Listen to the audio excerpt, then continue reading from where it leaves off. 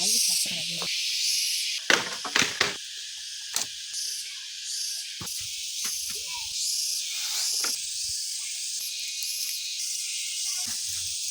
เร็จเรียบร้อยพี่น้องใส่ปลา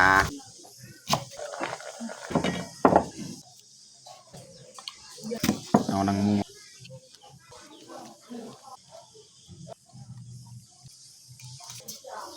อย่าลืมกดไลค์กดแชร์และกดติดตามเด้อพี่น้อง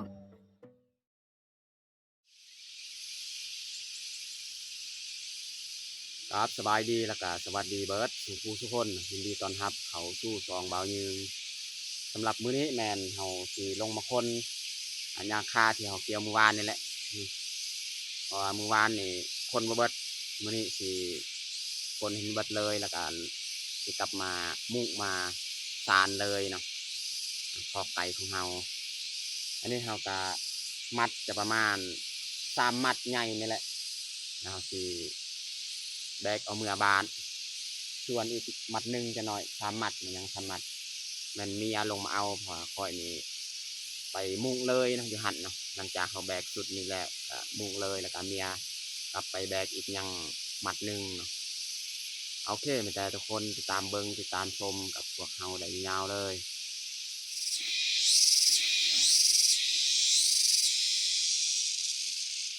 มัดตัวนี้นี่เมียจะมัดใส่ยางรถอีก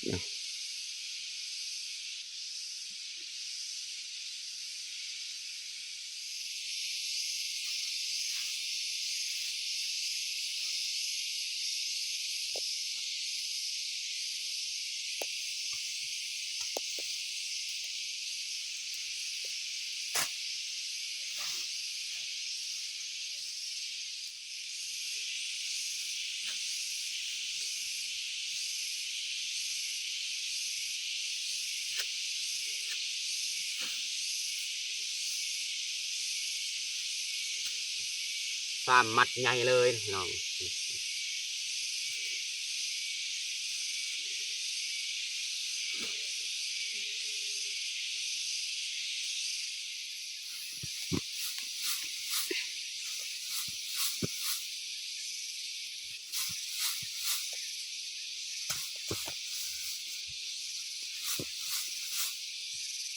เย้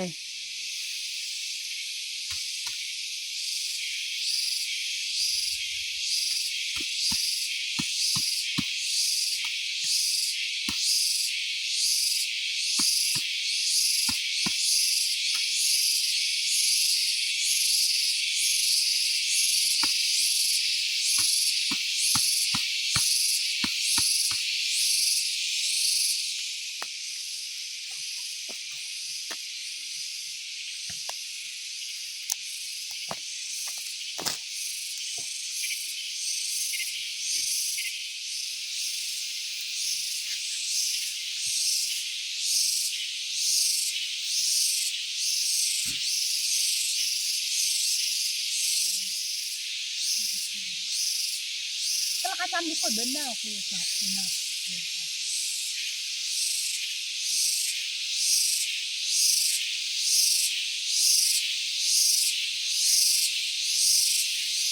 ตอนนี้กาเรียบร้อยเขามัดกาแบกออกกลับบ้านเลยมันจะทำบุญจะบุญเป็นแบบเป็นแบบปะเตะอยากใช้ค่ะแต่เวลา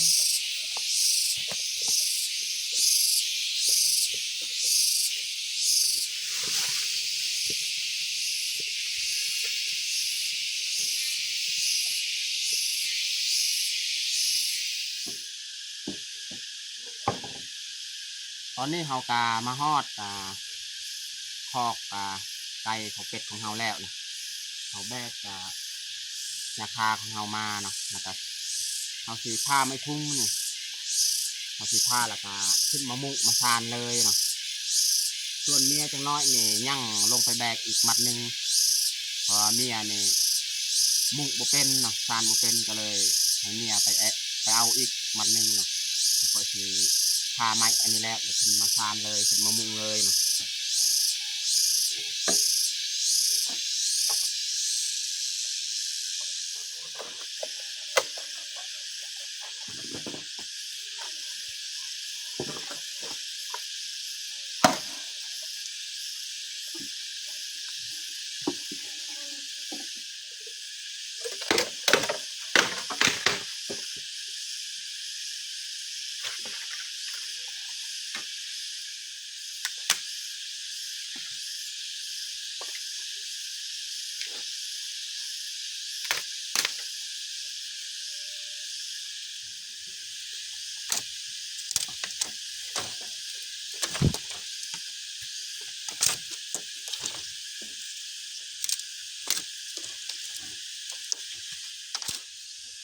อันนี้เมียจะจักตอกที่เราจะมัดเวลามุกเนาะเวลาซาน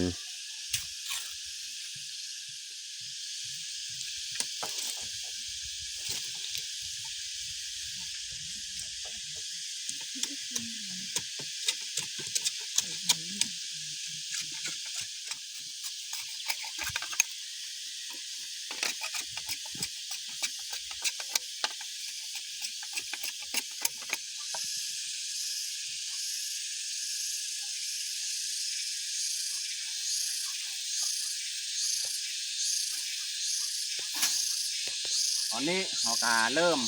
มุ่งเลยเนาะส่วนเมียก็ลงไปเอาหญ้าคาที่ยังเรือมัดหนึงเนาะก็คือเริ่มมุ่งเลย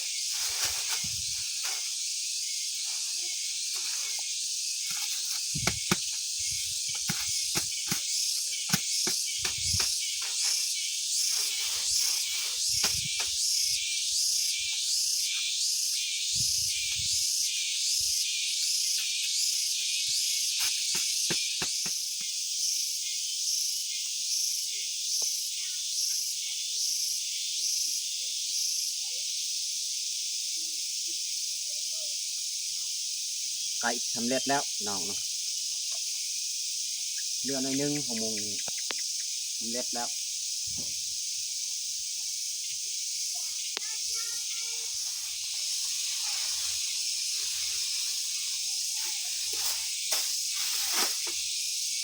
อันนี้มัดสุดท้ายแล้วของมุงเนาะนี่ว่าเรียบร้อย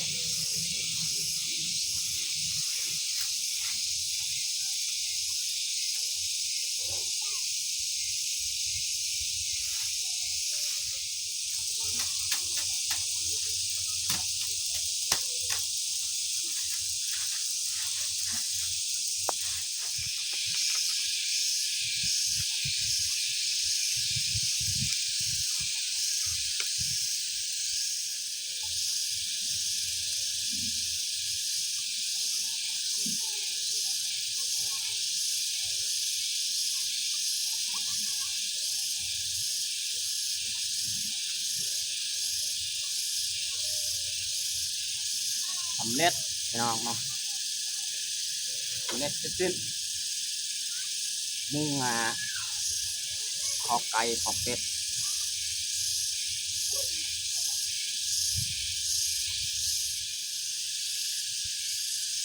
สำเร็จเรียบร้อยพี่น้องหลังคามัน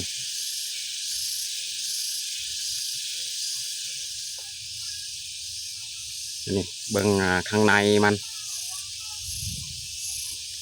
ข้างในนี่มี2 ห้องเดี๋ยวนี้ก็เย็นสบายแล้วถ้าว่าเราเอาเป็ดเอาไก่มาเลี้ยงนี่เอามุ้งด้วยหญ้านี่เย็นดีพี่น้อง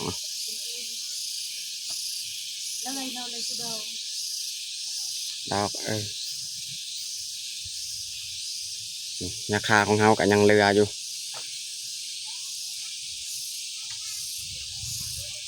ส่วนตัวบอนปูนี่มันน้ำลังเห็ดเอาไม้พุงจากไฮเมื่อไรเขาไฮเขาก็เอามาเห็ดตัวนี้นะแต่ว่าเอามุงหลังคายังก็เรียบร้อยแล้ว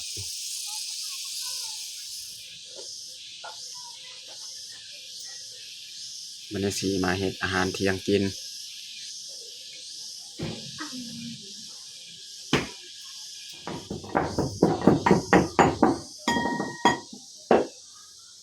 สีแกงกาดใส่ปลานี่เลือดตัวหนึ่งปลาบัดแหละอาหารการกินพี่น้องแล้วก็สีตำคุ้งนี่ตำบะเบิดดอกอันนี้มันลายตำคุ้งทั่วก็มีแต่ว่าเขาจะตำคุ้งบุรี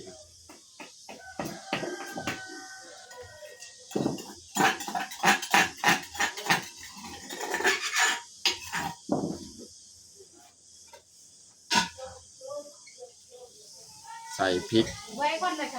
ใส่มะแคนใส่เกลือใส่ผงนัวใส่น้ำปลาใส่หัวไชไข่ใส่ปลาของเฮาเหลือตัวหนึ่งน้อง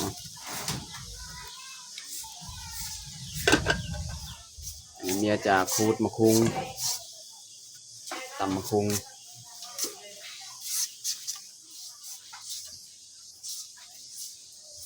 มื้อนี้นี่กินข้าวหอด2-3 โมงเพราะว่าเขาเร่งเฮ็ดประตูพัดพี่น้องหรือว่าขอไก่ฮะมันแล้วเลยกินข้าวเลย2-3 โมงตอนนี้ก็2 โมงพี่น้อง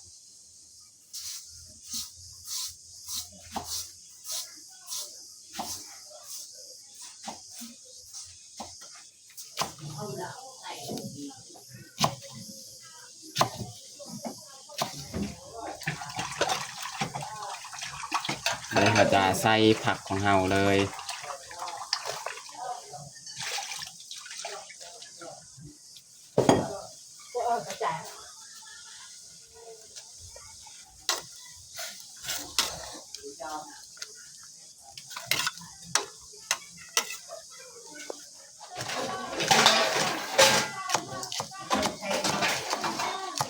ซอยหอมบัว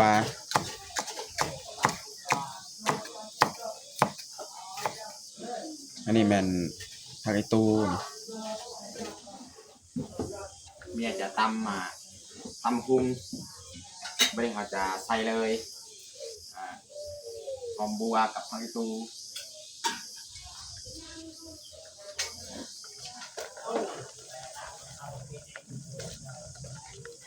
เรียบร้อยแกงผักของเฮา Hãy gần rạng bánh phòng rạng phòng chơi cần cái tên dần cái nào xem rồi tao là hay anh đi cái hồ cái nào rạng bánh phòng anh udah mắc lên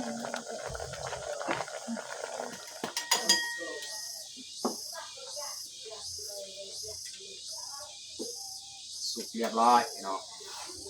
เนาะ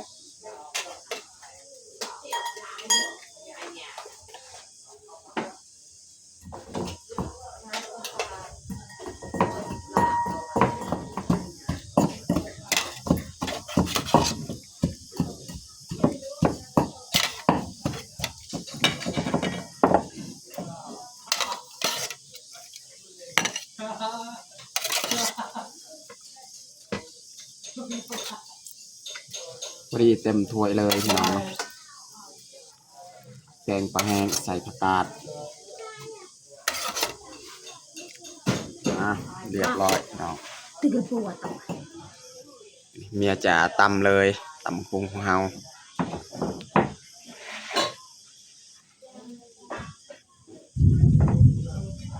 โคกมัน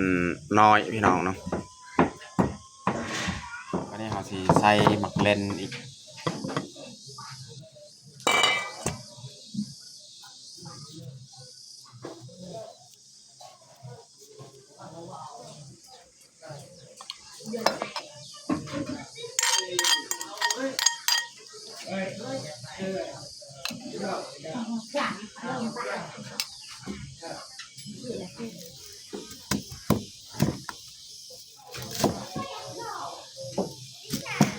นางมูนี่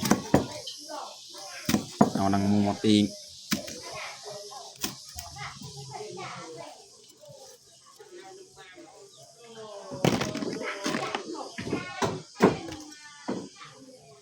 ตอนนี้ก็เรียบร้อยเขาแต่งข้าวของเฮาแกงปลาใส่ผักกาดเนาะแล้วก็ตำมะคุงสีมือเมียตำเนาะแล้วก็ปิ้งนางมูนี่พี่น้องหน่อยหนึงสำหรับอาหารเที่ยงของเฮากับบัดชมีแล้วตอนนี้ก็เรียบร้อยเขาแต่งข้าวของเฮาเราจะลงมือกินข้าวเที่ยงเลยเอามาทุกคนมากินข้าวเที่ยงน้ำกันกินข้าวหอด2-3 โมงพี่น้อง